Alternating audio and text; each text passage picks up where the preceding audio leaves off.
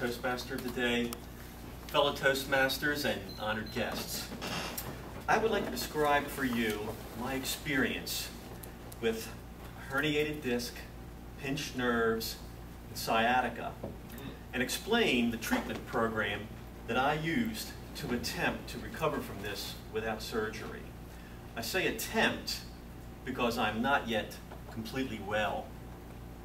Statistics show that over half of the people will at some time in their lives experience some form of back pain, and it is one of the most prevalent reasons for missed time at work. It was approximately 12 weeks ago that I injured my back. I'd love to amaze you all with a tale of a failed bungee jump or hang gliding gone wrong, but my adventure with back pain began when I did a simple movement of twisting and turning simultaneously to bend down to pick something up off the floor. I knew immediately that I had done something wrong to my back. Well, I tried to take it easy for a few days, but the pain hung in there.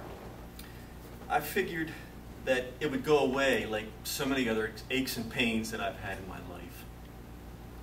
Well, it did ease up enough at the end of the first week that I thought I could just go back to my old Neanderthal ways of moving and lifting heavy objects, usually by myself. Well, while I was sliding a chest of drawers across my bedroom floor, which, by the way, was filled with all my stuff, I experienced a new and worse pain in my back, and a second symptom started, which was a numbness and pain running down my left leg. It was then that I decided to call my doctor. My family physician, he questioned and examined me and explained what he thought I had done. His diagnosis later proved correct by an MRI, as that I had herniated a disc in my lower back. He explained to me that the discs which separate the vertebrae and the spine are like jelly donuts. There is an outer ring of a semi-hard material which is filled in the center with a soft substance. My MRI confirmed that I had a herniated disc, which meant that the soft jelly center in one of my discs had been pushed out and was now pressing against some of the nerves. This pressure on the nerves was causing my latest symptom, this pain and numbness running down my leg. I was referred to an orthopedic surgeon who would read my x-rays and determine a course of action. Well, on the day of the appointment, I had completed a week of being in so much agony that I couldn't even walk. My whole world had become my bedroom and my bathroom. I could only crawl from my bed to the bathroom and back. This crawling was taking its toll on my knees, so I cleverly decided to lay down a series of bathroom rugs on the floor to make a sort of padded road for myself to try to ease up on the pain a little. The prescribed painkillers, steroids, and anti-inflammatories I was given began to take effect, but on the morning of my doctor's appointment, I was really afraid I wasn't going to be able to make it. Fortunately for me, two of the staff members that worked for me were able to half drag and half carry me down the steps and out to the car.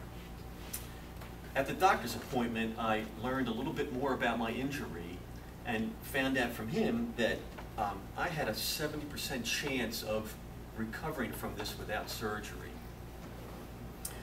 However, the orthopedic surgeon did say to me, if necessary, he could surgically remove the offending disc and then fuse the vertebrae above and below that disc together.